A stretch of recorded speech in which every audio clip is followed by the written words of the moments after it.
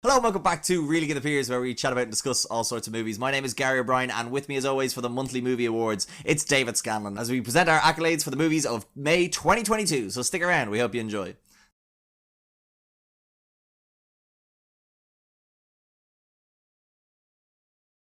Again, I just want to thank people for, tuning in because, again, we're hit with a medical emergency that nobody saw coming because we got over the last one. We all got a bit of sense of freedom. And this new one came around, also beginning with M. May Movie Madness was something nobody saw coming. We had just gotten over March Movie Madness, David. Yeah. And now this. When are we going to get a break? It's like the second dose of a disease. You saw where I was going with it, though? Yeah, it's, What did you think I was talking about? It hits pretty hard. Yeah. It's almost worse. Is it? Hello, welcome back, sir. Thanks, yeah, good to be here. We're doing it again. We're doing it again, yeah, and I think this month is better than the last. Yeah, I think it has more better. I think last month had better average movies. Yes. Like loads of movies to go see that were good. It had a better mean, but this has a better standard deviation. A statistical man we have here. Yeah. Pie. But yeah, this month definitely has some absolute standout movies. Like probably some of the best movies of the year so far. I think one of them actually is my number one movie of the year. So far. High praise. Tune in for Sneakerella. But yeah, so quick things up top. Letterboxd, get on it. Follow us. We want to know what you're thinking about movies and what you think of movies, because we're just two bros watching movies. Who know, we could be missing the nuances of things. Yeah. And also we're doing a thing. I meant to say this to you. Yeah. We're doing a prize. I heard this on. I don't know what we're going to call it. One The Series of of the Unfortunate May- Events podcast. Yeah. It's we're doing a prize for the best, not the best one, but we're just like that's a good review of the month. So wait, hold on. Is this people who follow us, or Yeah. if we follow them, and if they give a good review, we'll give them a shout out? It doesn't have to be a good review. It could be a bad review. Or give them. But a well-written review, David. You're the get it. numbers man. I'm the literary man of the podcast. Everyone knows this. Yeah. We'll have some sort of voting system. That'd be. I think just me and you and the producer. Oh, by the way, yes, producer. We'll get that up top. So, as everyone knows, Oh, sorry. Is there a prize? There's no prize. Just to call out. critical acclaim Yeah, I and suppose. the fame that comes with it. Of course. Instagram Instagram post. We'll see how I'm feeling. But yeah, probably. So get on the letterbox to do that. Instagram as well. That's where we put up our reviews early as well. And I put up that traffic light system thing, which people seem to be liking. Enjoying it. So thanks for letting me know. 5 stars on Spotify, please. Yeah. No reason. I'm not even getting into it any more than I usually do. Just do it. That's your homework. Get it done. Yeah. Time codes for all the movies we're going to be discussing are down below if you want to jump around. The movies are Doctor Strange in the Multiverse of That would have Madness. been a good chance to quote the song "Jump Around." No, I'm my copyright. Actually, I noticed on the last. I'm tangent straight away. But the last one where you kept going playing Journey. Yeah. I like that. Thank you very much. That was a good bit. Sorry, I've just completely derailed the podcast already. 4 minutes in. What I was going to say. You're listening at the movies. So the movies we're talking about: Doctor Strange and the Multiverse of Madness, Everything Everywhere All at Once, Sneakerella, Firestarter, Father Stew, on Caílin Ciúin or The Quiet Girl, Top Gun Maverick, and Chippendale Rescue Rangers. We also, in the Spotify, where you can give us 5 stars, don't know if I mentioned that. There's also a poll where you can vote about what movies you're most excited for June. I believe the one that won May was Doctor Strange. Oh. I'm very sorry for those people. But yeah, and then also for all the awards, we're handing out our 6 awards. We're our Movie of the Month, Movie of the Month, the Pierce Brosnan Award for Excellence in Acting, the Pierce Brosnan Award for Incompetence in Acting, the Hidden Gem Award, and the Visible Trash Award or Garbage Award. How it's voted on is the Academy is full of 2 people, me and David, and then in case of a tiebreak, it goes to the producer, and people got quite upset that I was the producer, so I gave myself, the 3rd vote. So we got rid of myself. Yeah. Last month we got the Magical Deer from the Fantastic Beasts movie, The Chillin'. He's dead. Yes. You slit his throat. Yeah, I mean, he didn't bow. Why didn't he bow? You need to know the future. So what I've decided to do on theme is, of course, I've gotten Gary from the Multiverse different Gary. Yeah. Not me. Okay. He's had his own life experiences. Yeah. Very similar to mine. Okay. But different. But I've given you a choice, David. Yeah. So this Gary, Yeah. you can decide, did I get him from a universe that is where he grew up in the Wahlberg family? Okay. In Boston? In Boston. Yeah, wherever the... Did he live down by the harbour? Was his father a cop? Was his father a cop? I'm going to have to ask. So, yeah, no, I want to make it very clear. He didn't grow up in Boston. He grew up in Dublin for 21 years and then moved over. So his accent's a bit weird, do you know what I mean? Yeah. It's had a while to, get a weird twang to it. Yeah. So don't criticize it too much. The other one is Gary, who grew up in New York. New York? New York. And the other is Gary from Opposite World, where everything's the opposite. Oh no, this is going to get confusing. Yeah, so we'll see. We can jump in and we'll see where he's from later on, if you want. But yeah, that's what it is. Multiverse Gary. It's Gary with 2 R's as well, so he's not to be trusted. Yeah. But yeah. So what are we going to talk about? I have an idea of what way we can do this. Yep. But I was thinking what we Sorry, could do. I'm actually just before I'm going to cut you off here. I don't know if my mic is very low here. Do you want to have a look? Ooh. Hello, my name is David. Oh, you're fine. Okay, no, just making sure. You're just a very quiet boy. Oh, you're on Buchel Ciúin. Yeah. I was going to see if you could pull that one out. I got it. So how I thought I would run through this, because I want to leave Doctor Strange till the end. Yeah. Because we'll see, time dependent, how long Gary wants to talk about that. Yeah. But I want to talk about a movie that is, in my opinion, the best movie of the year so far. Yeah. Which is Everything Everywhere All at Once. It is a movie that I feel not many people might. I don't know. It's this thing. Is it a hidden gem? Yeah, like I think it's gotten a lot of publicity since coming out, but definitely before coming out, I would have considered a hidden gem. But it's one of those ones where, and I think it's probably because the caliber of movies coming out this month have been quite mixed. I think that's another reason why it's kind of hit home quite well. Mm-hmm. But yeah, I'd probably define it as a hidden gem because I didn't hear about it earlier this year. Mm-hmm. I hadn't seen even any trailers until even the release date, and then you started seeing stuff on YouTube and ads or whatever on Instagram and stuff like that. So yeah, I'd consider it a hidden gem. Yeah. Okay. Well, we're nominating it for hidden gem. Yeah. For anyone who doesn't know what it is, it's basically, I have the description here. Okay. I didn't write this. Yeah. Me, a literary man, you'd expect me to have something written, but I've stolen this off Google. Maybe I'm a Gary from a universe that loves books. Oh wow. And kidnap the other Gary. What a nerd. I know. So when an interdimensional rupture unravels reality, an unlikely hero must channel her newfound powers to fight bizarre and bewildering dangers from the multiverse as the fate of the world hangs in the balance. And I think that's actually quite a poor description, because this is a family drama with an extra layer of sci-fi to it. Yeah. I don't even know how you begin talking about this movie, but all I'll say is it's got Michelle Yeoh in it, who people would know from like Crouching Tiger, Hidden Dragon, and of course the major success Tomorrow Never Dies with Pierce Brosnan, James Bond movie. And so they've got other people, Ke-Huy Quan, whose name I'm definitely butchering. Yeah. Who?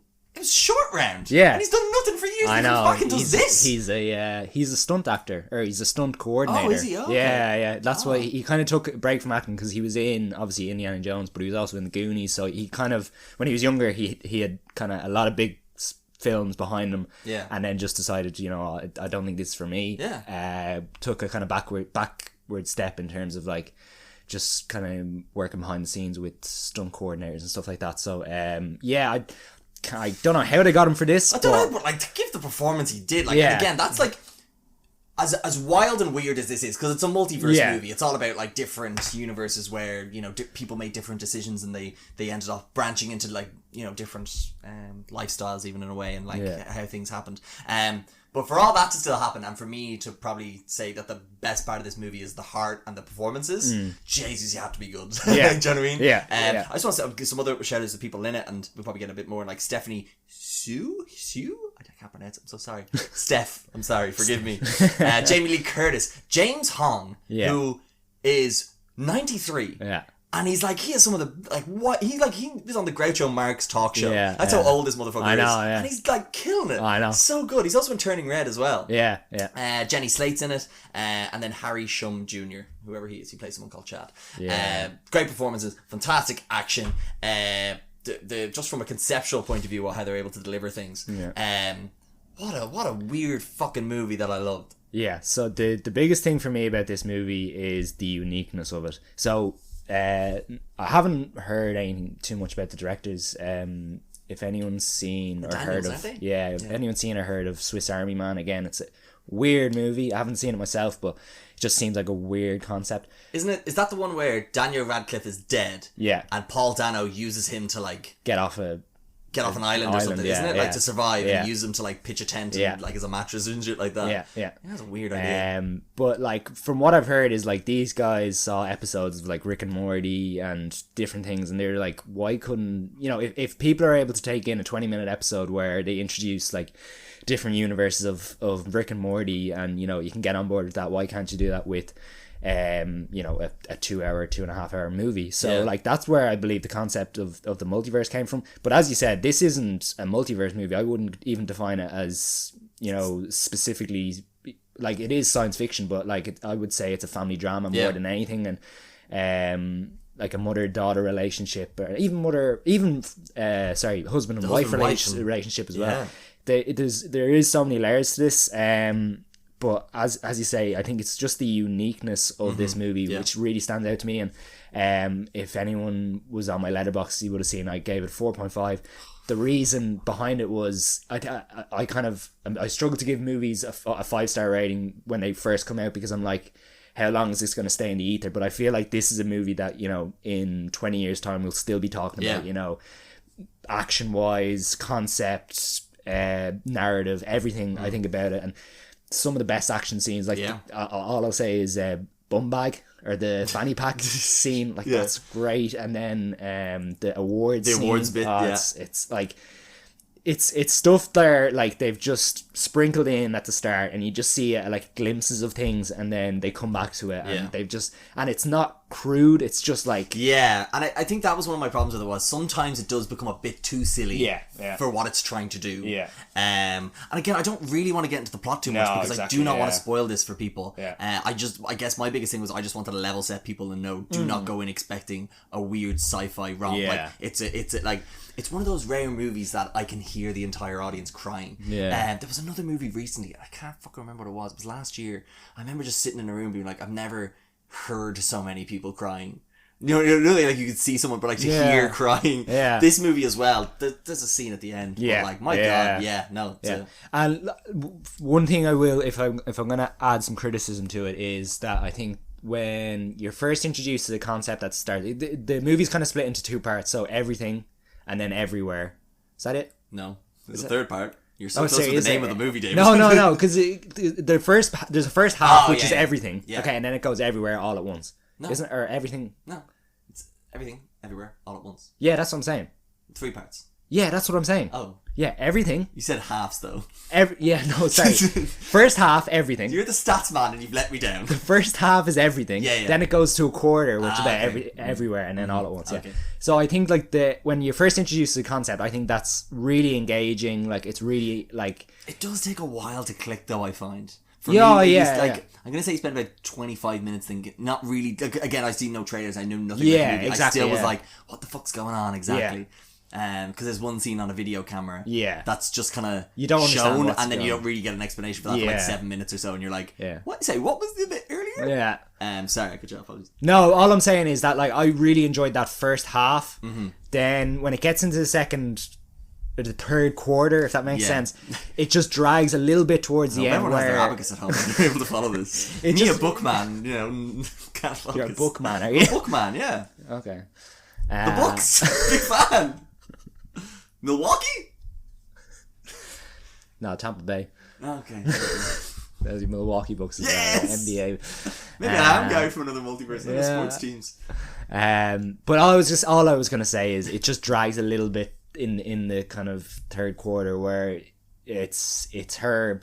There's this whole concept of fighting fire with water or fighting conflict with kindness and stuff like that, and I think it was a nice idea. I just think we were on such a kind of a roll. It just slows way down a little bit. The movie does feel like it's ending for about 20 minutes at one point. But again, I think that's again because it goes at such a high pace in the middle where it throws a lot at you, and then it just comes to a little bit of a halt where it touches on so many different relationships in the movie that it just slows down a little bit too much too quickly for me. But like again, I'm picking at the movie like in terms of, as I said, concept and narrative. I think it was absolutely beautiful, and for them to kind of hit home with their idea behind with the multiverse and family dynamic. I think it was just really well balanced. And I thought another really interesting thing was, this is the last thing I'll say, because otherwise I'll talk all day on it, which was like, I love how like personal connections and family is such a strong point in it, in that like we see all these different multiverses in a way, and again, we don't really multiverse hop either. No. It's not like, again, like it's not really like you're going into a different one where everyone, you know, walks on their hand. Like, it's nothing like weird and wacky like that. It's kind of way more it feels way more grounded, except for maybe one or two other multiverses we see. But it's all about how the friends and family kind of say the same, that like even sometimes you can make decisions but you're still gonna have the same people around you, kind of thing, which I thought was interesting, and again, not what I expected from a big weird and wacky multiverse movie. Like some of the references as well, I will say. Ratatouille. Yeah, that was good. Smart. Speaking of Disney animation. Yep, that was great. This is good. What a segue. Thank you very much. Chip and Dale Rescue Rangers. So again, a hidden gem in that. See, this, I was debating even calling this a hidden gem because it was so heavily advertised online with, you know, Andy Samberg and John Mulaney, who voiced both Chip and Dale. Who's who? I don't know. But again, watching it, I was like, ooh, this is a niche movie. Oh, this is niche.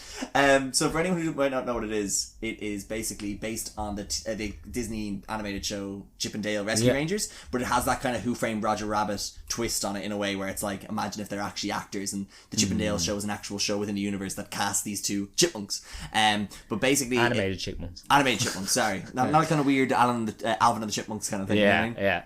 But they're in the real world. Yeah. So they basically, it's this weird like cartoon and humans living together in like Los Angeles kind of thing. And basically what happens is years go by, but they go their separate ways. Chip or Dale, Andy Samberg, I'm gonna have to call them by those names. Andy Samberg is like still chasing fame, and he's still like, do you remember us from the show and stuff? Whereas John Mulaney is very much like, I work in insurance now, and those days are kind of behind me. And I've got a big dog.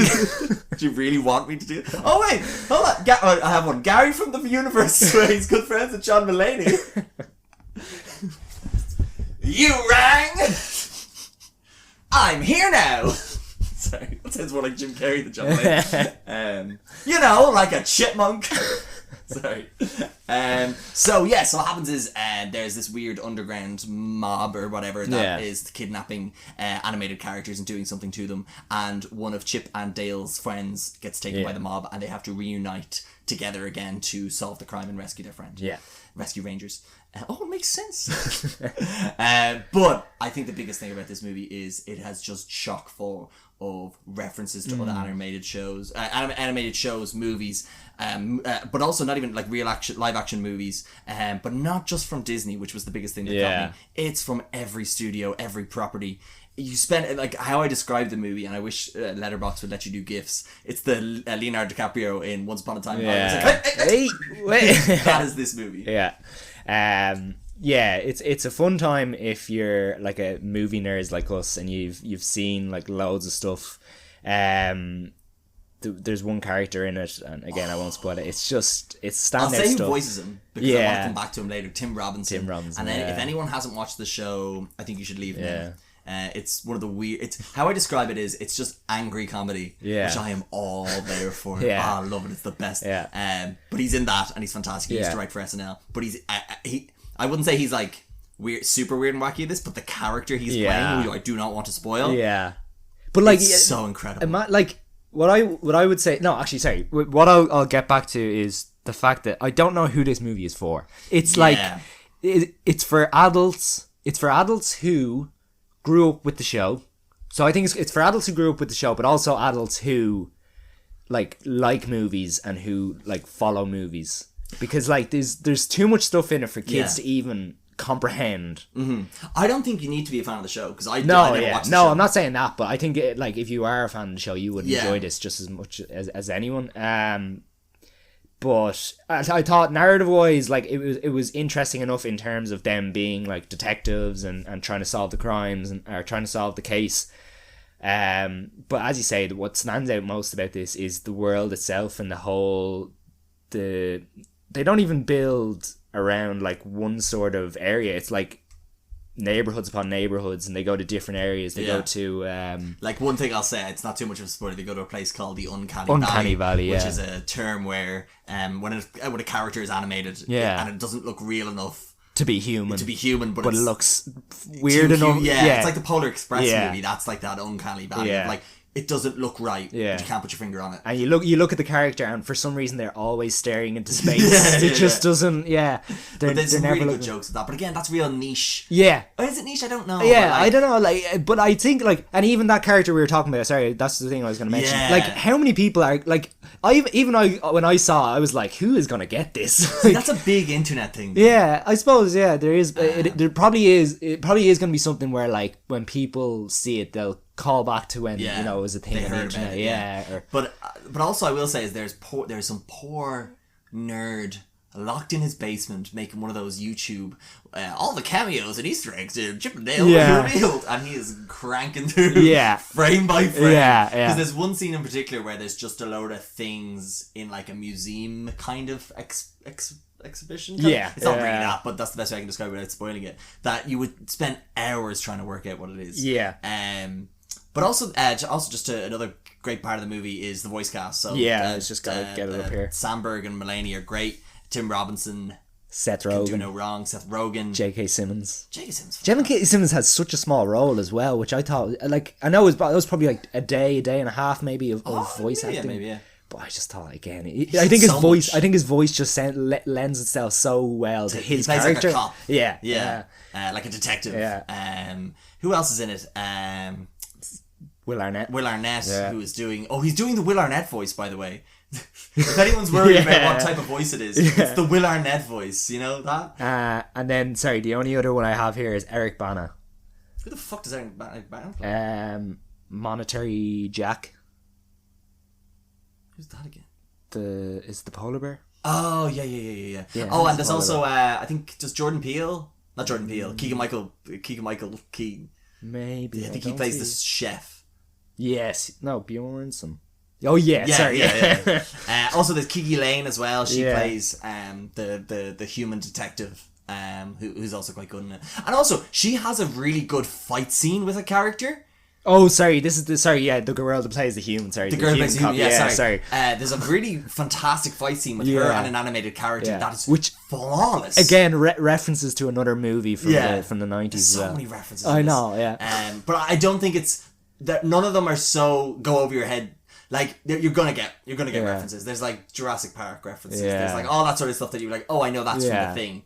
But like, there's probably more like deeper down ones where you're like, oh, I know that. But like, even like one of the jokes that got to me was the so one of the chipmunks hits the other chipmunk over the head, and you know they do that animated thing where the birds fly around. But like, there's a bit at the end of the movie where that also happens. And like the birds have consciousness themselves. So they get like a ringtone on their phone, and they're like, "Honey, it's late. You can't go." And he goes, "That's my job." And there's literally birds with that job that have to go do that thing every time someone gets in there. Like, and that's just like, it's so silly. It's so ridiculous. And I feel like that's the type of thing that people would just like, no, I'm done with this. But I just love that so much. That someone went through the thought process of that and just decided that was a concept in this world. So. There's also, I think one of my favourite parts of the movie is there's a scene with Seth Rogen's character and other animated characters, and you'll know the bit when it comes up. My God, it's great. But yeah, definitely Hidden Gem on Disney Plus. Seek it out. It's only like an hour and 40, hour and 37 minutes. What more do you want, hey? Yeah. Another Top Gun. Sorry, I was just reading my notes. Another hidden gem, and I think this is definitely a hidden gem. Yeah, this is the Irish movie on Caílin Ciúin. Yeah. Did you see that 2 days ago? Yeah, I just went to it on Friday, and I think this is one I don't want to say too much about, and on Buchel Ciúin, indeed. Buchel Ciúin, so first of all, this probably won't be in cinemas that long, but I would say if people can get out to see it, do. Again, it's one of those short movies, hour and a half. If you can't get out to see it in a cinema, I know there's some sort of connection to TG Car, and I feel like it'll be the type of thing that if it's not on TG Car itself, it may be on TG Car Player. Again, like it's niche, it's slow, but my God, it's Irish. It is Irish, yeah. absolutely beautiful movie. I feel like this is the type of movie, if it was made in Italy or it was made in France, it would be at one of these festivals. Yeah. And there'd be a huge buzz behind it and people would start talking about it. But it's just it's simple. It's a simple concept, and the way I describe it is it's a movie with layers, and it just peels away slowly but surely throughout its runtime, and then at the end it just comes to this absolutely beautiful crescendo. Oh yeah. And like, but at the start, like I'll admit I was kind of like, this is way too slow. It's not really going anywhere. And then slowly but surely, there's just points in the movie where there's interactions between certain characters, and then, as I said, just towards the end, it just comes to this beautiful crescendo. It's a slight kind of what I would say kind of montage that just it reels through what kind of what happens. The events of the movie. Yeah, and it's basically, for anyone that might not know, it's basically about a quiet girl. Yeah. Who lives with a family who are just nightmare. Yeah, abusive and they just have too much they have too many children. It doesn't even tell you what type of year it is. Yeah, it's 1981. Oh, is it? Okay, because they do make references to a lot of hurling matches and a lot of Johnny Logan. I also think a lot of the radios Yeah. ads were fake. Okay, yeah. Because there's very specific. Yeah. Because there's the one about going back to school. And, Yeah, yeah. Anyway, but basically it's about a girl in county that is it Mayo? I feel like it's Mayo or Galway because they say it's a 3-hour drive to Waterford, and it makes sense. Somewhere like that. Right, anyway, basically it's about this girl, and for the summer she's awkward, she's weird, she gets bullied in school. Her sisters don't like her. Yeah. She's young, probably like 10, 9 or 10 or something. And basically they send her away to live with their aunt. Her mother's cousin. Her mom's cousin. Yeah. For the summer, and basically it's just a movie where she is treated kindly. Yeah. For an hour and 20 minutes. Yeah. And then there's obviously hiccups along the way and stuff, but it's just such a strong emotional piece of cinema. Yeah. And it is very slow for an hour and a half movie, but I would say nothing is wasted. Like, there's no excess in this movie in terms of it just slowly moves because you need to build that bond with the character. It's a very empathetic movie as well. Like, what we will say is everything makes sense as to why certain relationships are slow to build. Yes. Like, you'll understand as things are revealed throughout why certain characters don't get close as quickly as others and things like that. So it like everything is revealed towards the end, and it's very satisfying conclusion. I feel so like again, I don't want to say too much. I've probably given away too much already, but like again, it's also another big part of the movie. Half it's probably in Irish. Half it, yeah. Like it is a mix of Irish and English. So if you're kind of like, oh, I don't be watching an Irish movie, it's not. I can't describe it. It comes across as more of like a natural movie that has Irish in it, rather than like we're down in the pub and we're like, I can't describe it. It doesn't come across like it's being in Irish is the gimmick. Yeah. Do you know what I mean? Yeah. It just comes across as way more natural because there's scenarios where the characters have to speak English and they just do that, and then they also speak Irish in other instances. Yeah. It just seems really well done, and it didn't bother me as much as I thought it might. Yeah. Also which is why I feel like why I made that connection to like it feels like a foreign language film. Like I hope this. I know they won't, but I'd love to see it like nominated at the Oscars for like best foreign film. Best foreign film. Yeah. It doesn't really have a big message or anything like that, but it's just a sweet conclusion. Great performances as well. Oh yeah, like the kids. I have her name here. It's just Catherine Clinch. Great actor. Yeah. Whatever age she is, unbelievable. Yeah. What do you think of her running, David? Good form. Good form. Yeah, definitely. Yeah, and like to be fair, she has to run in those wellies. Which, I mean, like they. Poor arch support. I mean, like your man says, she improves 10 seconds over the summer. Like, I mean, get her in some spikes. 3 weeks with you. Yeah, I mean, get her in some spikes. Some PBs. Yeah, exactly. Smashing those PBs every day. But yeah, surely this is the hidden gem of the month, is it? Yeah, it has to be because of how hidden it is. Hidden it is, yeah. Versus the gemness of it. Yeah. Like Everything All at Once is a box office hit in the States. Like in terms of how much it was made for and how consistently well it's doing. Yeah. So it's getting its acclaim there. Yeah. I definitely think this, like, just for, like, can you imagine, probably this made for what? 500? €5. I was going to say like 300 grand probably. Maybe, I don't know. Even less probably. But I just think, like, and the other thing I'll touch on is just how well it's able to define Irish culture. Yeah, and the time period as well. It does it so well. Yeah. like there's characters in it where like you've met those characters Yeah. in real life in Ireland, and you know exactly the type of people they are, and especially kind of rural Ireland at that time. I'm sure it really well kind of defines the time. So yeah, no, look, I think over those two other films, like it's definitely the one where you would say it's the most hidden of the gems, if that makes sense. Yeah. But sometimes there's more gems that aren't really hidden, but they're such a good gem. Yeah. But in this case... We might touch on that later. It was actually filmed in Dublin and Meath. There you go. Up the Dubs, am I right? The Dubs. How many years in a row Leinster finals, David? Leinster Championships. Yeah. 12. Good stuff. 2010, yeah, 12. It's based on a book as well called Foster. Yeah. By Claire Keegan. I'm finding out all this information that is not the budget, but sure listen. Well done on Caílin Ciúin. Yeah. You've got our approval. No, That's all exactly. that matters. Yeah. And again, as I said at the start, if it's not in your local cinema, like it has to be like for TG Car to be so kind of on board with some sort of the production. I feel like they'll probably have it on the player or on the TV channel at some point. So.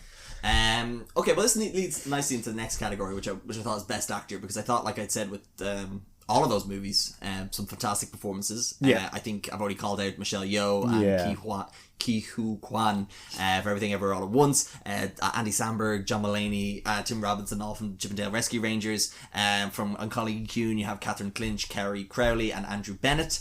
Andrew Bennett's in a great little niche RTE comedy show. You should go watch it. It's called Your Bad Self on YouTube. Check it out. Maybe I'll do that every category. I have a new comedy suggestion for people. It's I Think You Should Leave Now on Netflix. Yeah. And Your Bad Self. Your Bad Self, yeah. But there's another good performance we wanted to call out this year. And that's... This month. This month, but also this year. This decade. I'll stop. And that's none other, pop sensation Marky Mark turned actor Mark Wahlberg, in a movie called Father Stew. Yeah, okay. What's Father Stew about, David? Okay, so first of all, what I will say is this, I wouldn't say this film is like for everyone. It definitely wasn't for me. Like it's a weird kind of biopic, if that makes sense, of a person who kind of changed their ways, kind of redeemed themselves a little bit, but it kind of veers too much into kind of religious background for me, and I didn't really like the way it went. But he plays a character who comes from kind of middle America, and he was like a boxer, kind of a hard man, drank a lot, didn't really play by the rules, and decided at one point he was going to go and become an actor in Hollywood because he had been hit in the head too much and he couldn't box anymore, so that he decided he was going to go become an actor. And then for one reason or another he decides then to become a priest. A natural progression in that boxer actor. Yeah, like, again, certain things happen in between. Yeah. I don't want to give it away. I don't want to give too many points away because I'm gonna watch it later. Yeah, no one's gonna watch this. No one's gonna watch this. But like, what I will say is, Mark Wahlberg, he's not playing himself, which is something I really enjoyed about it. He's playing this character. Now, I didn't enjoy this character. He's okay. At the start, he's a bit of a, like, not a weirdo. He's just a bit of a creep, like, and like he's supposed to be redeemed by the end, but I don't think he is. Like, certain things happen to him. I'm like, yeah, just because those things happen doesn't make you any better person, whatever. But what I will say, it's a well-made movie. Okay. I've never seen you struggle to talk about a movie. So yeah, I know. It's just I just didn't enjoy it. Like, but I can tell it was well made. Okay. But the deeper I dive into it is like the girl who directed it. No, firstly, female director. Oh, cool! I didn't That's know good. The negative is that it was Mel Gibson's girlfriend. Oh no! Yeah, that's not good. And he's in it as well. He's in it as well. And his again, name's Bill Long. Who's the what in the movie? His name's Bill Long. Mark Wahlberg. Yeah, no, sorry, Mel Gibson's character. Yeah, he's Mark Wahlberg's Mark dad. Wahlberg's father, Stu, David. Yeah, no, Mark Wahlberg. Sorry, he's Mark Wahlberg's dad. Okay. Yeah. We don't need to spend this much time on this movie. Look, Bill Long sounds like a funny name. I was gonna make a joke, David. You've shown me up to be a fraud. Yeah.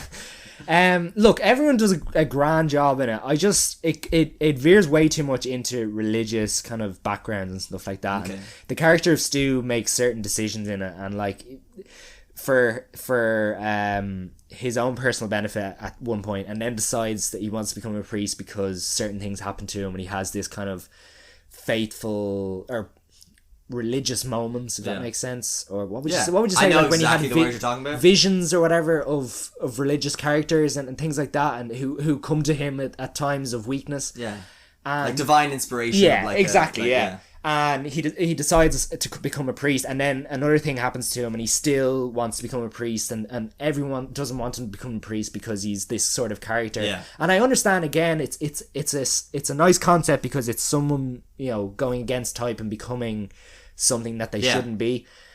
All in the name of Jesus, though. Yeah, it just becomes way too religious. No, I get you. and I stuff. get you. Yeah. But like you said, it's good to see Mark Wahlberg not cashing in on the usual shit. That's exactly it. Compared to some of the other stuff he's done recently. And I know this is best actor category, but we want to talk about it. I know. Had to like show some sort of like appreciation of him. You know. Yeah. Putting himself out there. Yeah, and I will say he does a lot physically for the role. I know there's, if anyone's seen it, there's points in it where I understand he's has a lot of makeup on, but no, like look, he does a lot in terms of not being that kind of hard man. Hey, yeah, I'm a priest. Yeah, say some Hail Marys for me, all right? Yeah. And do you know what? Like looking at his say hi to the mother for me, all right? Looking at his back catalogue, like this is an actor now who, you know, you could say he's been good in comedies, he's been good in kind of more serious roles. This, I think, again kind of fits into that narrative that, you know, he has a good bit of range. And would I say I don't know who else you would cast in this role, so that's if that's anything to go by, I think that's probably the nicest thing I can say about it. I'm going to cut you off now. Yeah, I that's feel fair. like you need a release from this. We've said way too much about this movie. Okay, who are we giving this to? I have an idea who I want to give it to. Yeah, go. I think it should be Michelle Yeoh. Yeah, I was going to say the same. Because I guess the reason why I give it to her is not only is her performance so dependent on the emotional connection she's able to show to her husband and her daughter and her father, but also the physical performance of doing all the stunts. It's not a very stunt heavy movie, but she is a professional stunt actress in a way, and she does her martial artist, and she does her own stunts in this movie, and it's like, I don't know how they cast it. Did they find someone who could do stunts and then ask them to act, or did they find like during like the process of like how they cast the movie? The fact that they were able to get this like double-edged sword of like she can do stunts and the performance. Well, that's the thing. The only other actor I'd say that would contend with her is Ki Hoi Kwan, and just simply I would say the fact that he was able to jump right back into acting and just go from doing literally nothing to his role, where he literally has to switch from one character to another at points. And he has a great monologue bit in it, with some words that fucking really hit hard, and he delivers it so well. But no, this is Michelle Yeoh's movie. It's Michelle Yeoh, well done. And also, I will say, the first like non-joke winner of this. Yeah, exactly. Jim Carrey and Colin Farrell of one of the last two ones. So fair play. She's broken the mold. Okay, well, I guess we'll move on to, well, you said Father Stu is not a very good movie. Yeah. So I guess that ties us into the Poovie of the Month. But it is unfortunate because you didn't watch any other bad movies. No, exactly. But even the bad movie I watched, you know, it wasn't horrible. Yeah, but I sought them out. I was like the child snatcher in Chitty Chitty Bang Bang. I was walking around with my big net, being like, "For movies, come to me, come out and play." So what I did was I watched. Well, I knew Firestarter was bad, because I saw a load of poor reviews on it. And so I said, fuck it, I'll watch it because it'll give me my usual Gary rant. Anyone who's listened to this knows. Gary loves Zac Efron too. I don't mind Zac Efron. He's fine. Oh, that bod though, am I right? Remember he got like, he put on like a small bit of weight and then was like, look at that dad bod. I'm like, I'm sorry, what? That's what we're defining that as? No, we can't allow that. He's a really cool dude. I don't know if you ever watched his Hot One episodes. No, you just see him, he comes across as very cool. Yeah. You would have thought after. Yeah, that's what I mean. Like he just comes across as really like just level-headed. Okay, that's good. But anyway, so I was like Firestarter. That'll be my Gary has a big rant thing. Yeah. And then I found a movie that even worse. I found a movie. Oh, get ready. So the movie is, I'll talk about this movie now, Sneakerella. Yeah. Oh, I know people are thinking, doesn't that sound like another movie? Yeah, it sounds like Cinderella. But what if it's to do with sneakers? So I thought like I could do my whole rant, or I could just read out my Letterboxd review, which I think accurately. Yeah. I think someone texted me being like, "Are you okay?" So. What is Sneakerella, for those wondering? It is a modern twist on the classic fairy tale Cinderella. This movie decides to update the story we know and love by gender swapping our roles of the two main characters, and most importantly, incorporating one of the coolest, hippest and rad things around today, sneakers. Yes, the multi-billion-dollar underdog industry known for its slave labour and precarious environmental-friendly operations is the cornerstone of this heartwarmingly cringe nightmare of a movie, with musical notes combined together for what can only be legally called songs, and visuals that are appealing to audience members who have just learned what colours and shapes are. It makes you wonder why James Corden wasn't in this movie. Ah, lad. Only no reason to go straight in on him. Okay. James Corden. He deserves it. See what he even did to Danny Rick at the Grand Prix? Okay, so this movie is bad, but I had a fantastic time with it. It's like Moonfall in that you're like, holy shit, they're doing that. Like, oh my, what the fuck is this? Sorry, just the first thing that kind of popped out from your review there, the music, like, was so bad. Is it a musical? Yeah. Oh. But not good. Okay. The songs are like really generic. I don't know who wrote them. I don't want to call them out. Look, it's a straight to Disney Plus movie. It was never, like, it's not meant to be good. It's very much catering to a certain audience. People who've just learned what colours and shapes are. And that's really flat. The CGI is awful. I will say the acting is actually pretty decent. The main kid, Elle. Yeah. Did you get it? I get it. Like Ella. Yeah. Like Cinderella. Yeah. But it's a dude. It's very smart, this movie. A lot of layers. And so basically it's all about him, and he works in a sneaker shop that his mother owned, but then she married this guy who had 2 sons, and then the mother died, and then now the stepfather has taken over the shop, but he wants to sell it. But little Elle's like, no, but I want to have a dream of selling shoes to the neighborhood. And he designs shoes, but his best friend is like, you're the best shoe designer out there, Elle. And he goes, no, I can't design shoes, I'm shit at it. But then they were going to one of the biggest sneaker drops of the decade, year, month, who knows, King Sneakers. You'll see where this goes later on in a sec. I got it. So they get to the queue, and he's like, oh, I gotta get these sneakers quick because I need to get back to the shop, or otherwise my dad's gonna kill me. And then they see the queue, and it's really long. It's a super long CGI queue, and they're just like, oh no. And they couldn't just get people to queue up somewhere now. So then what they do is then they're like, this guy's like, hey, stop cutting in line. And then this like attractive rich girl is just like, no, they're with me, they're my cousins. And then Elle and her get talking, they're vibing, and then he shows off his psychic sneaker powers. We won't get back to that. And he basically Sherlock Holmes in that, like, he can tell everything about a person by looking at their sneakers. Wow. That is never used again in the rest of the movie. And then what happens is they become friends, and then they spend a whole day together in Manhattan having a great time. Wait, did they get the shoes? No, because they all sold out because some guy bought a load, and they're like, why do you have to buy so many shoes? Yeah. He's got 6 feet. He's got 6 feet. I think they actually say that. He's like, you only got 2 feet.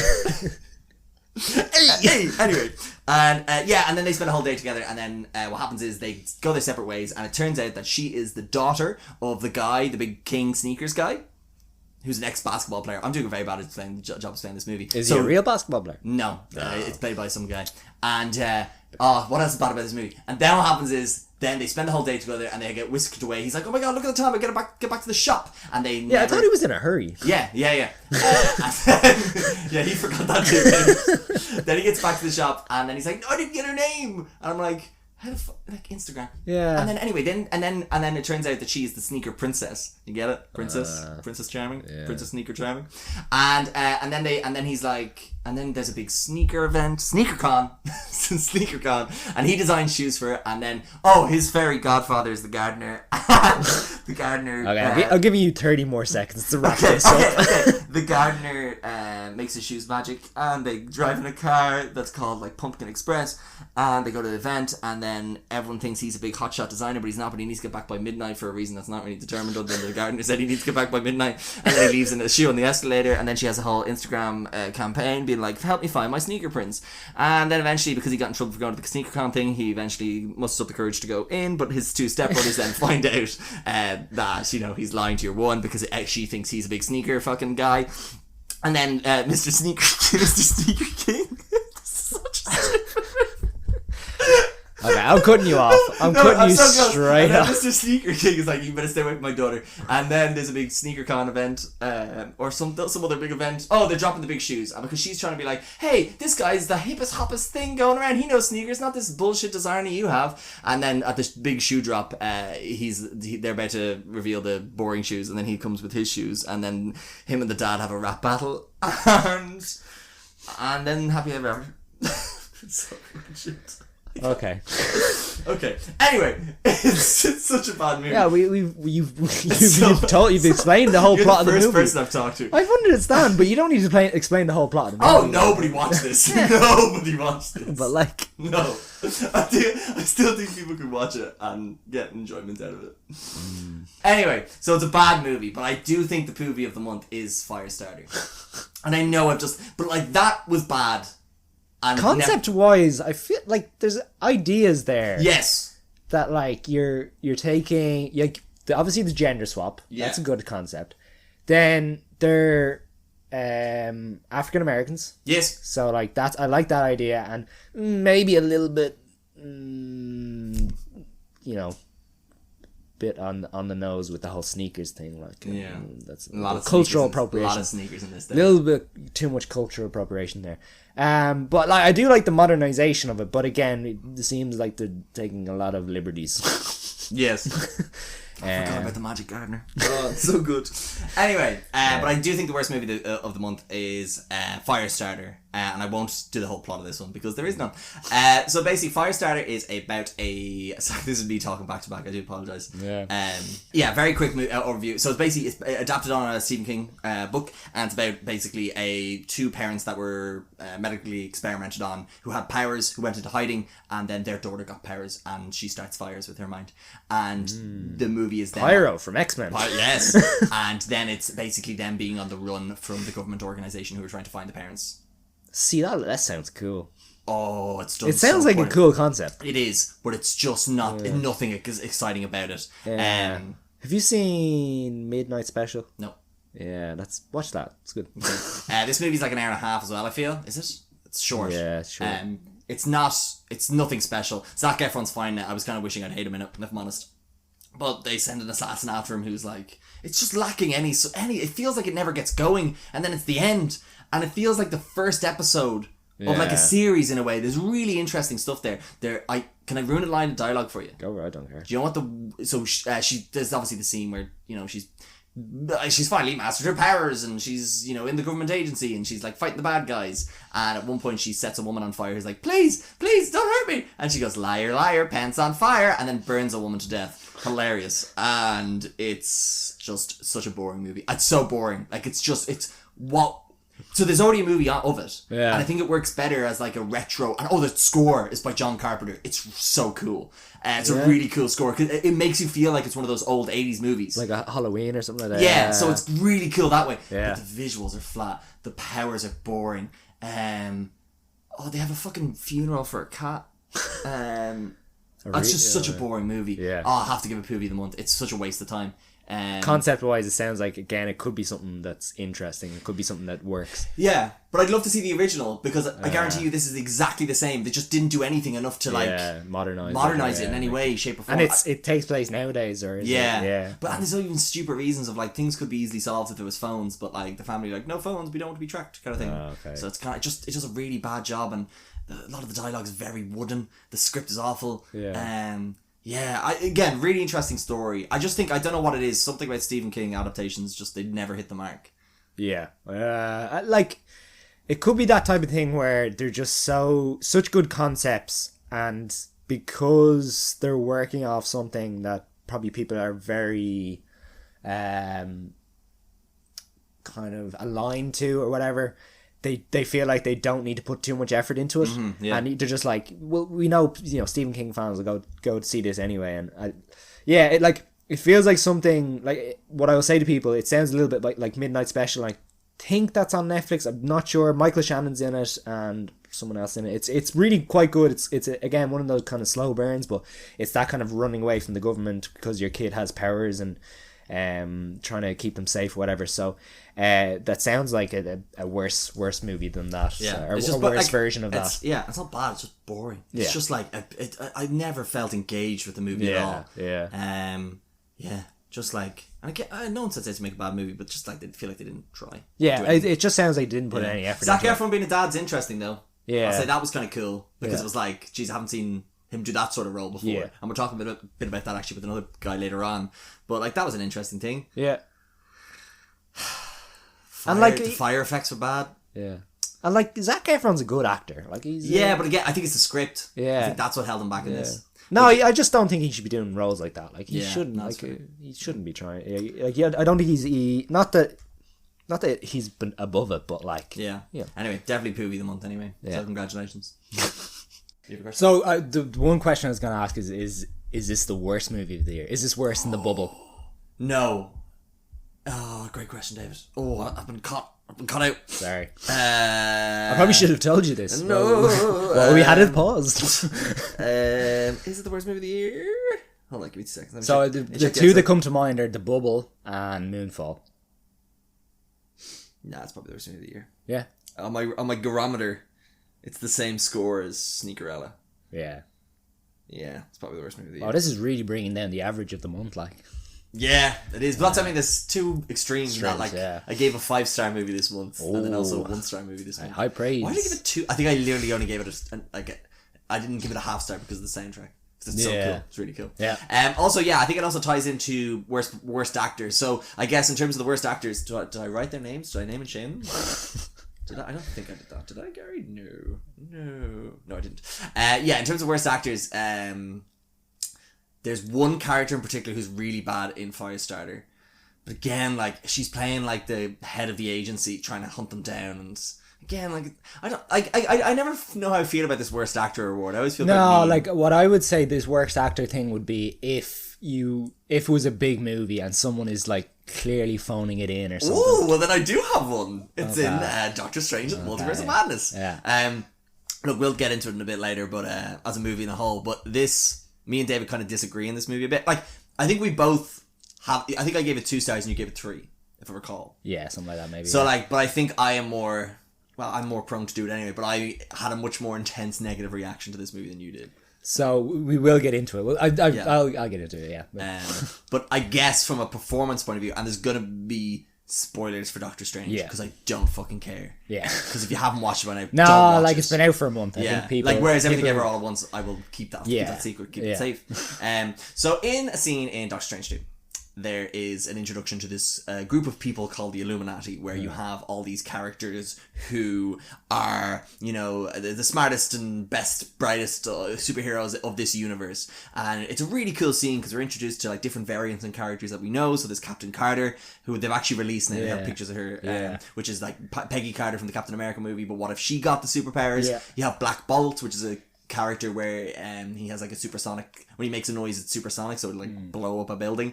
But they actually use the actor from the TV show Inhumans, which I thought was cool, but he's in a fully comic accurate costume. They have Monica Rambeau, but she's played by Lashana Lynch from the Captain Marvel movie, which is really, really cool as well. And they she not played by Monica, or she played her in she played her mother. Oh, she sorry, plays the mother. Sorry, I say Monica, sorry, apologies. Yeah. It's Maria Rambeau, sorry. And then they have Charles Xavier played by Patrick Stewart, which is really fucking cool. And then there was the last reveal of it, and I swear this is actually not a Gary has a gripe with something from that's unfounded. I like to think I'm actually quite accurate on this, which is John Krasinski is revealed to be Mr. Fantastic Reed Richards. Yeah. And it was so cool. It's all over TikTok of like people going wild at this reveal. And the idea of him being the character is really cool because it's this whole thing online of him being Reed Richards and his wife Emily Blunt being an Invisible Girl. Yeah, well, it's like he was. Sorry, his character in comic books was based on John Krasinski for I think a couple of years. Like they just well, not since the 60s. No, just like more recently. In terms of looks, like a little bit like Sam Jackson with Nick Fury. Nick Fury. But I will say, this performance that he gave in this inspired me in no way to want him to come back and play this character. Yeah, and I think that was my problem with it. Whereas there was no other character on that lineup that had the potential to go off and have a series other than John Krasinski's Mr. Fantastic, and I felt like he did nothing in the role. He literally just read his lines. I feel like it was just John Krasinski cosplaying. There was nothing. I know he was on screen for a short amount of time, but man, you want to go out there and do something cooler, like have a way of speaking, even more like he's meant to be this emotionless robotic man who is an asshole, like, in the thing. He's meant to be a prick. He's introduced as the smartest man alive, but it looks like fucking Jim Halpert, like, do you know what I mean? Like, it's just nothing about it. It's so uninspiring. I just was so disappointed by that and the movie on a whole, but this in particular. So what I will say is it looks like he was filmed like on his own. Well, I know Emily Olsen, Elizabeth Olsen came out and said that she did one of those lie detector tests for Variety, and he was like, have you ever filmed a movie with this man? She was like, no, I've never met him, or like I never met him when we were shooting. I said, like, a way of saying no. So I don't think, but so I know it's hard to act against people when you're not there. But Matt, I don't want him. I'm done with it now. I don't care. I just was like, I think I was also annoyed at the movie as well, but that I was just like, man, you really could have had something there with that, and you wasted it. John Hamm. Who? John Hamm. In Top Gun? No. Oh. John Hamm as Mr. Fantastic. Oh, 1000%. I think he should be Dr. Doom. I'll have to see him Top Gun. John Hamm could do anything. Yeah. I know, obviously, he had like alcohol issues and abuse, I think, as well, but he's such a good actor. Yeah. Put him in anything. He should be headlining something. Yeah. John Hamm as Reed Richards. I'd like to see him a bit younger. No, I will. Maybe would I? No, we did that with Miles Teller. Yeah. Just imagine his character, like from Mad Men, just as an arrogant prick. That's exactly it. I feel like he needed to come across as a prick in a way. Yeah. Sheldon Cooper would have been better. Yeah. You're an absolute. If he's introduced as the smartest man alive, you look at someone like Tony Stark, and he knows it. Walks into the room like Reed Richards should be like.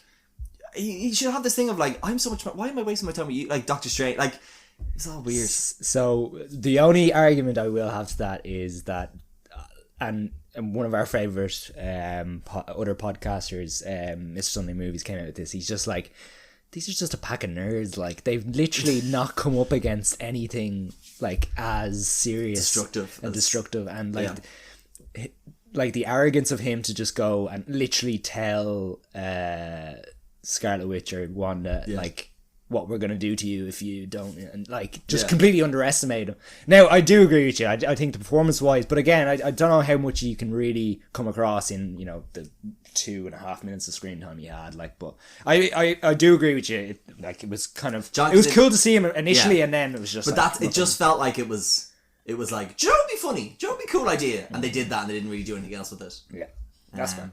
Can I do that? Can I give it to him? Yeah, if you want. Yay! Fuck you, John! Hold on, are we going to the producer? who does the producer thing? Oh!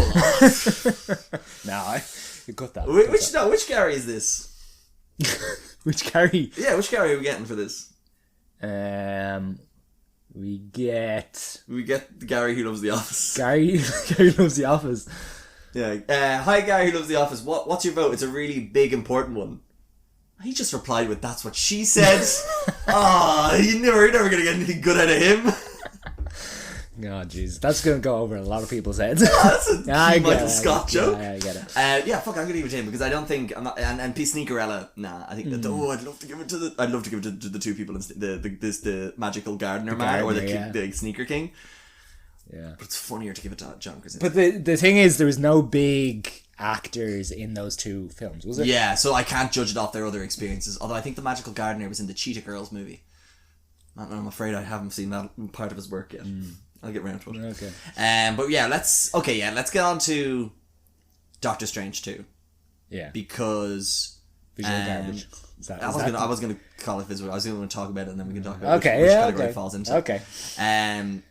Yeah, so because I'll let you loose first. Sorry, I'm talking way too much. No, go on. I'll tell you my problem with it was I just found it very disappointing because it's a movie that set up so much in terms of concept, in that like they call it Multiverse of Madness, and they have the budget for hopping into like multiverses with different sort of things where red traffic lights mean go, and they have the entire Marvel catalogue of movies to like pull characters from. But the fact that, and again spoilers, the fact they only use it really properly for one scene, and it's a really infuriating scene from a plot point of view, because you're just like, wait, how did, like, that's all it took, or like that's what you thought would stop this person, or the power sets again of the movies all over the place. But I guess it's not it's not a bad acted movie, I don't think. I think there's a good story in there somewhere. I just think they tried to do too much. They tried to make it a horror movie, but it wasn't really a horror movie. They tried to make it a multiverse movie, it wasn't really a multiverse movie. And they tried to make Wanda the villain, but they didn't really do that effectively as I would have liked, because I think having seen... And again, another problem I had with it was that it really just, I thought, just fucking was really disrespectful to some of the other stuff Disney have done on the original shows, which is WandaVision and What If, and Loki, where it's like, why not? There's a character who looks and sounds like a character from What If, but they specifically explain that it's not him. Like, why couldn't you just have that link? Just have it there. WandaVision, she did that, again, spoiler for WandaVision, I guess, is that, you know, because he's not in this movie, so anyway, it's very much like one of the last words she says to Loki, to Vision is, what's the point of saying goodbye, because we know we see each other again. Why not pay that off in this movie, where she's literally going to any dimension she wants, where she can have her husband? There's just some really weird stuff in it, and she seems... Anyway... So, it's just a movie that's all over the place. It's wasted potential, in my opinion. Yeah. And I think in terms of some of the directorial decisions, from score to visuals to concept, it's poor. And ultimately, the movie just felt pointless. Okay. Yeah, okay. I can understand it. Yes. I can understand where you're coming from. And I can see a lot of issues with the movie. Like, number one, the America Chavez character is literally a plot device. Like, it could have been a rock. Yeah. Like a gem. Yeah. The some of the story points are a little bit all over the place. I agree with you there, and I think you're right about wasted potential in terms of, like, if you're going to make a multiverse movie, you need to, if you're going to call it a multiverse movie, you need to follow... Multiverse of madness. Yeah, you need to follow through with that. Not even a calm trip through the multiverse. But what I will say is, okay, I'm going to try and defend this movie, is number one, this is like one of Marvel's phase movies. So, for example, like an Iron Man, Thor, Captain America, one of those ones where it's not like the main kind of Avengers movie. And I think because we're post Infinity War, post Endgame, we're just so used to seeing movies with, like, you know, characters upon characters from the Marvel universe, and we've just become so accustomed to seeing that. And I think Marvel must try and take a step back from that. And I think again, Spider-Man No Way Home was another one where, again, they've added in characters from different dimensions and stuff like that. But I think because of that, because it's just one of those kind of build-up movies, I think that's the reason they didn't follow through with, say, the multiverse concepts, things like that. Okay, so that's number one. Can I do a quick counterpoint? Okay. Don't do this story then. Yeah, I know. Well, that's fair. But, like, yeah. Number two, I think the other thing is that's the other reason is I think people went in with too high expectations. Yes, I agree. I did as well. Absolutely. Yeah. And I had said it to you on the last podcast that, like, it's a 2-hour runtime. It's a phase movie. Like, just lower the expectation. I think that's the one thing I did. I remember just on the day, I was just like, okay, just bring down the expectations, because in my head I was thinking Tom Cruise as Tony Stark. Yeah. Who did I want? I said Hugh Jackman, and you were like, no, he's definitely there. How do they not get? I know, but like anyway. That you have to think conceptually that they're going to spend so much money on one movie, like a big, you know, tentpole Avengers movie, where they're probably going to have multitude of characters. I know it's Secret Wars, I think. That's what everyone seems to be saying, and like they'll probably have, you know, thousands of characters in that, whatever.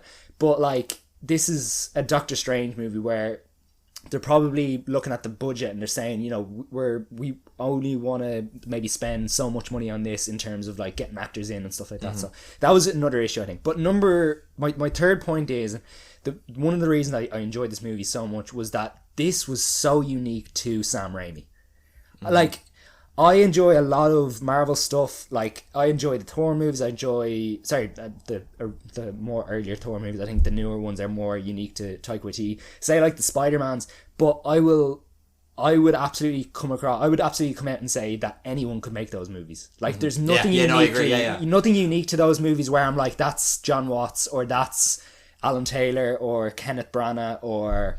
Because didn't Joe Johnston or any of those. Ava DuVernay, didn't she leave? Or maybe I'm confusing this now. Didn't she leave Black Panther because she basically was told what to do? As in, like, Marvel's like, oh no, don't worry, we have the action guy. He'll do the action for you, kind of thing. Yeah, and that's like, and look, to be fair, it's a formula that's worked for him in the past.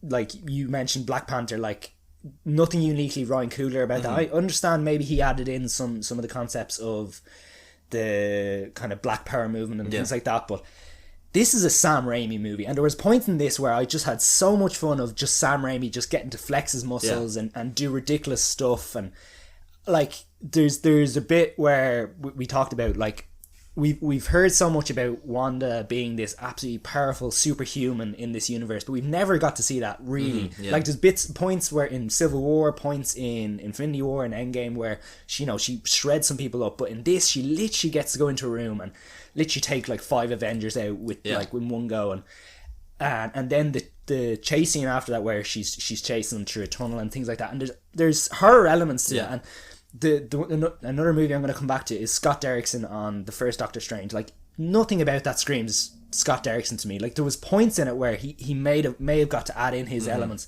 but this, and it's one thing I do like, is that he made it uniquely Sam Raimi as well as being a Marvel movie. And I think that's the one thing, if Marvel wants to stick around, people are going to get sick of the Marvel formula very quickly. And we've seen it with the Disney Plus movies. If you're just going to crank out the same shit every week, people are going to get sick of it. Whereas I think with this, I was just so moved by, okay, this is Sam Raimi doing his thing. And look, like it's not going to work every time. It's not going to work for everyone. And some people might have thought like, I didn't really like that. As you say, some of the musical cues or some of the switch in atmosphere or what would you say, like tone of the movie.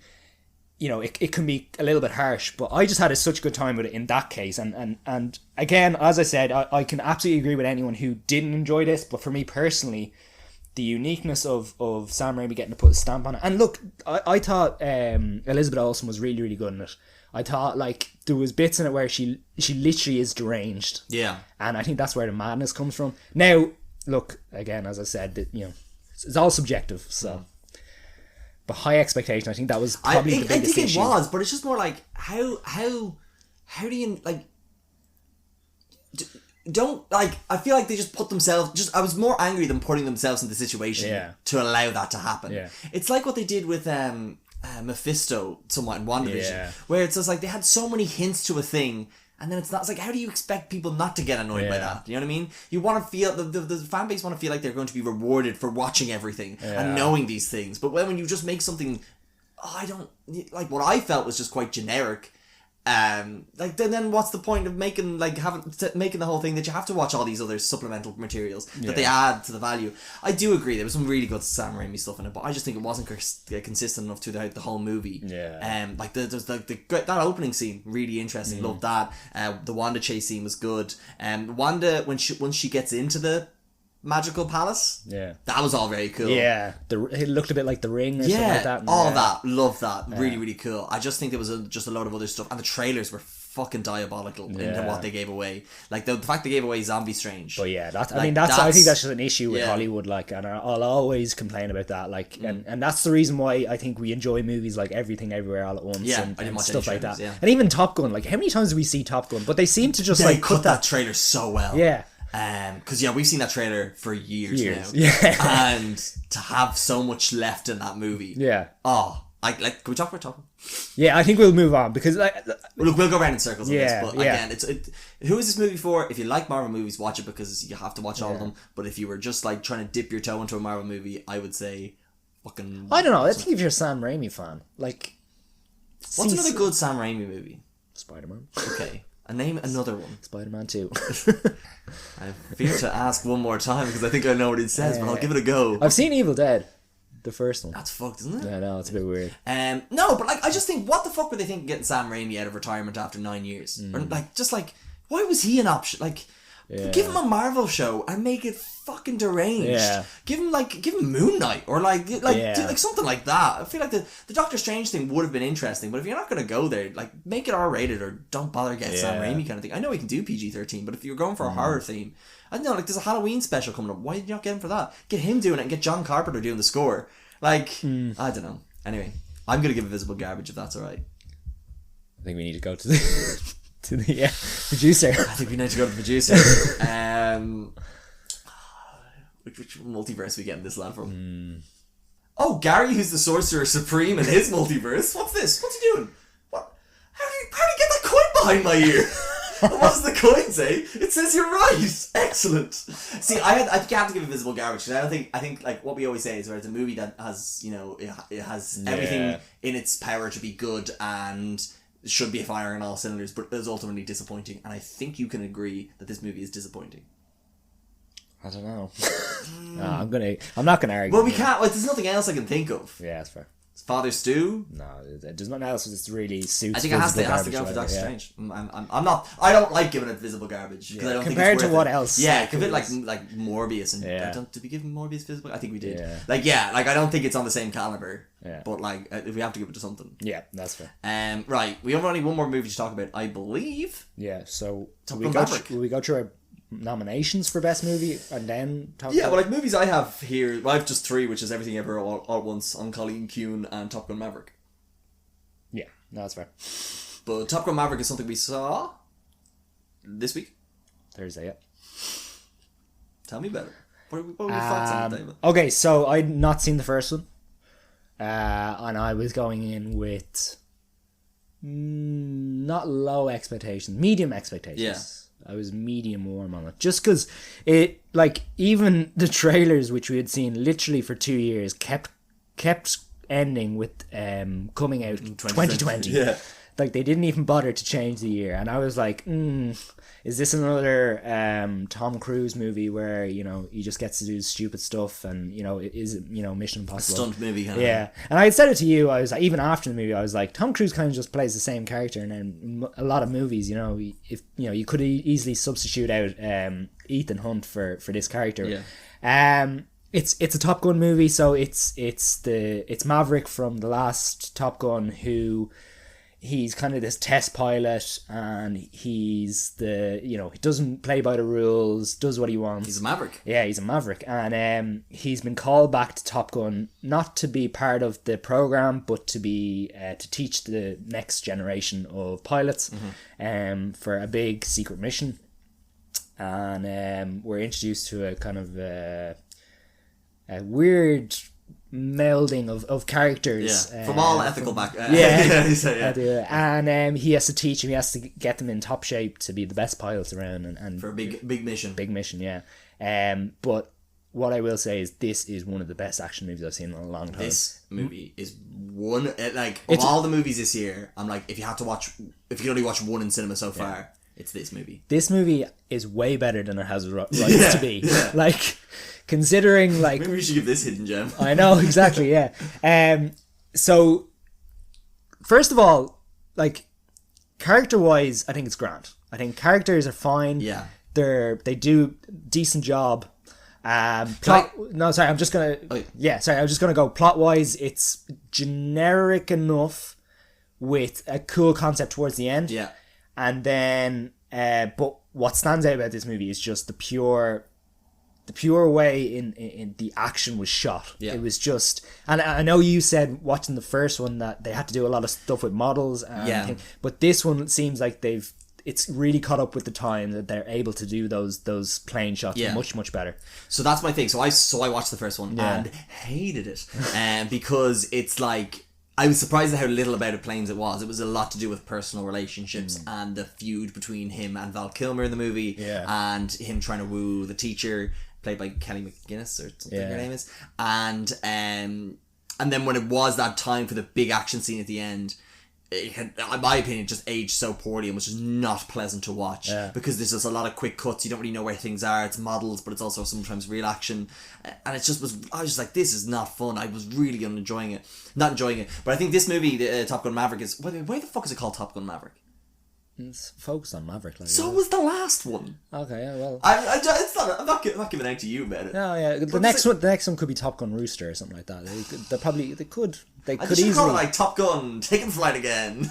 Yeah, let's go. Yeah, it sounds so much better. Let's go up in the sky, baby. Yeah, come fly with me. Come fly with me. Catch me if you can. But so I think this movie has the same like rough plot of where it's to do with being an opening scene, doing a flying thing, getting in trouble, then having to be put in a new situation where you're trying to make physical, emotional connections with two different characters on two different levels, and then there's the big scene at the end. Yeah. But what this movie does even better is the whole personal relationship emotion shit takes a back seat instead of being at the forefront, and the action is the selling point in it, and that the last 40 minutes of this movie are batshit crazy. I don't want to set people up too much, but in terms of, like you said, how it's shot, Tom Cruise trained these actors how to be in these planes. He trained them how to operate a camera. He trained them how to like know what's good for cinematography for certain shots, which direction to look. That's just an unnecessary level of effort to put into this movie, but my god, did it pay off so well. Big time. I've never gotten. There's only one time in my head where I remember being on the edge of my seat with tension, and that's normally, I think it was in the Interstellar docking sequence.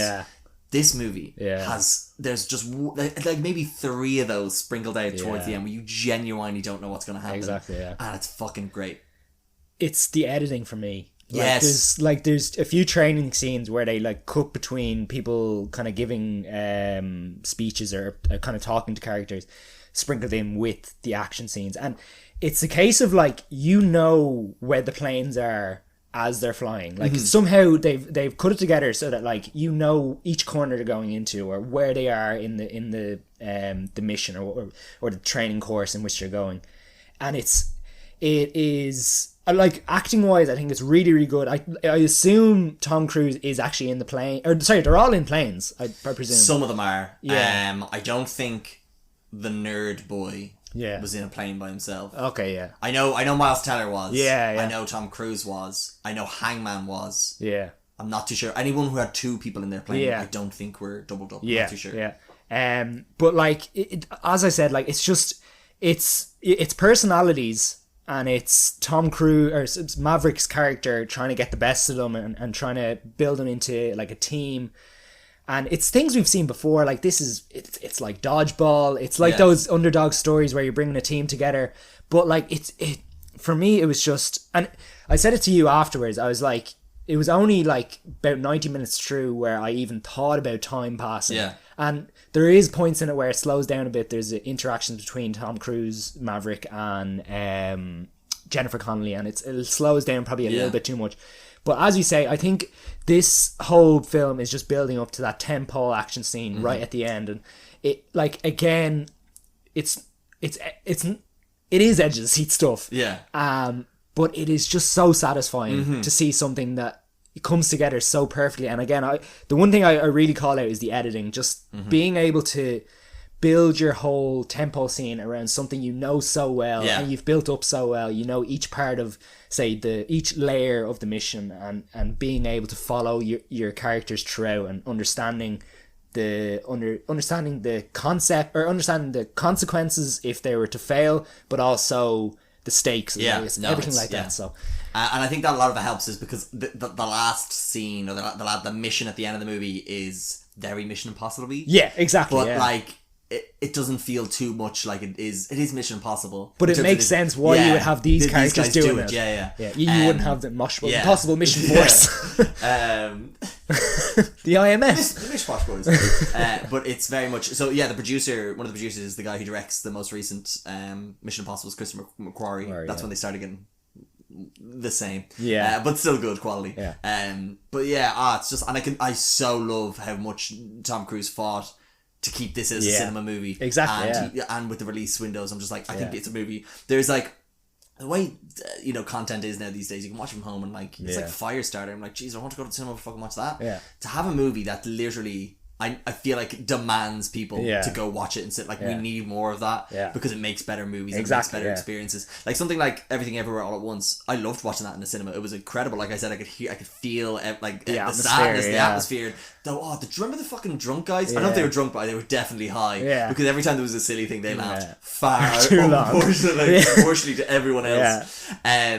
But like, again, I could watch that at home, no problem. I don't think I'd have the same experience watching Top Gun at home, but I still think it's incredible. And also another point I wanted to make, which was about the action, is it's nothing that we haven't seen before, because we've seen fighter jet jets before, but like this is the best fighter jets we've ever seen. But also, like you said, in terms of the action, but also the storytelling of how you can understand each character's like emotions in the way they fly as well. Like that, incorporating that shit into it. I'm just and like they come across, and we always say that on this show, don't tell, and you understand each character's weakness because they show you in training exercise and things like that. So and it's smart in that way that it does the show and doesn't always tell.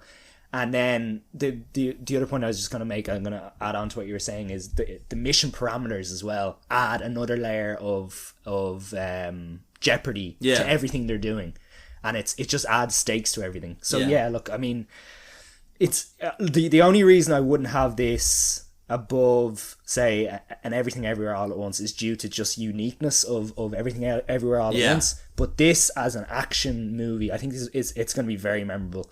And I hope.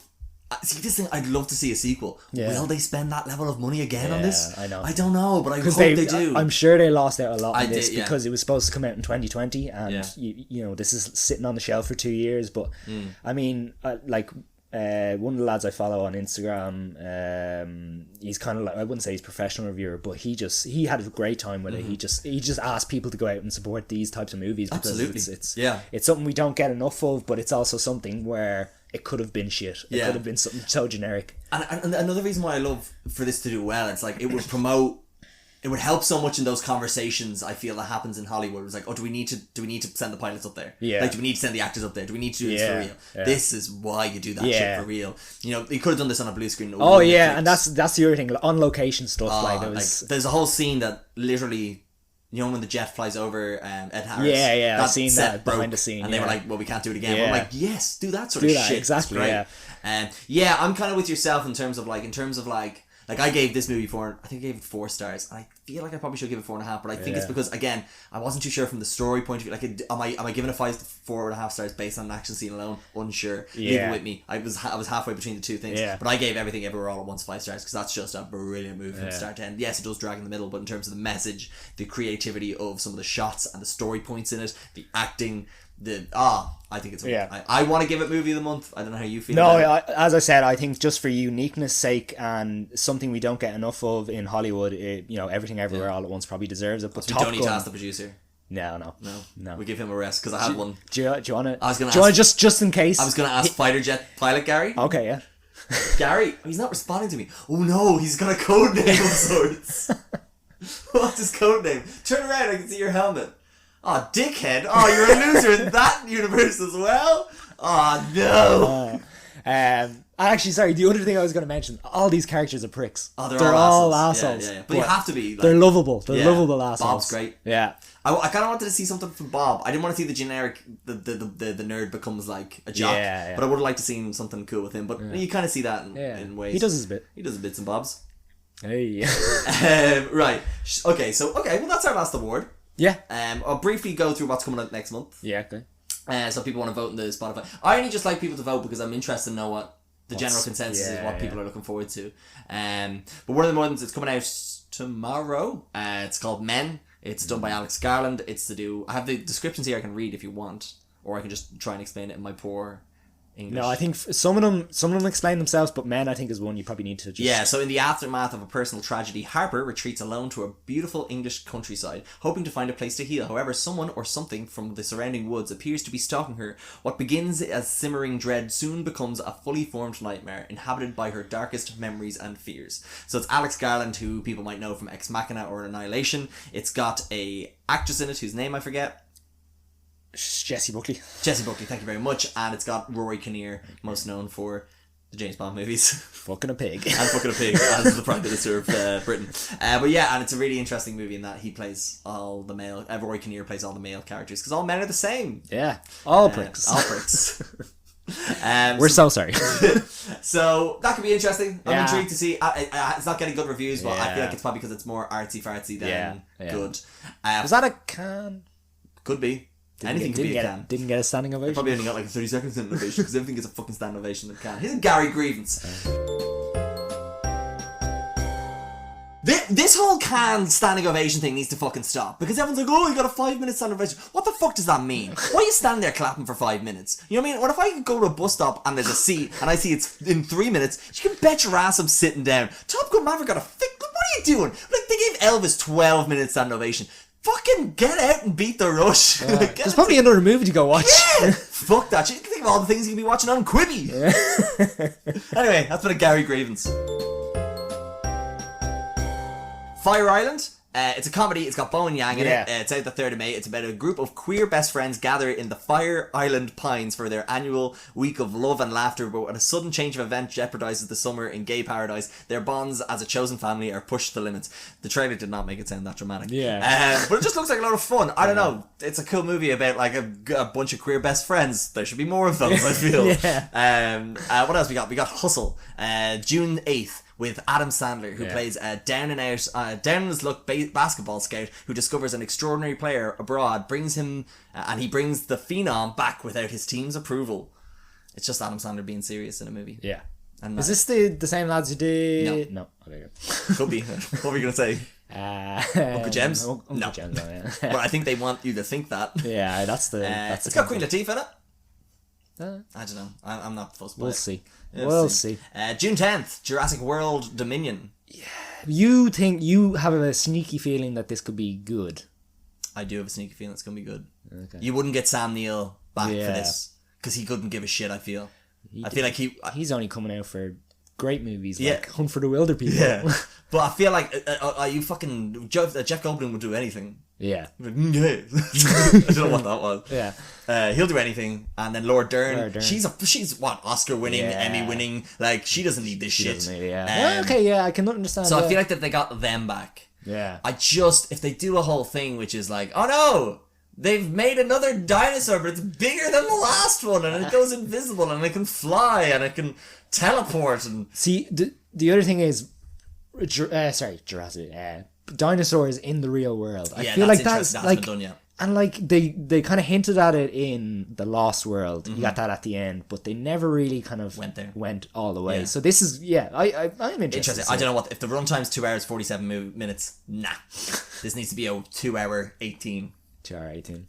I could look it up now. I don't know what it is, but I'd say it's around that. It's Universal, isn't it? Universal. They need a hit like. They've got Fast Furious. They got Minions. What we get? 2 hours 26.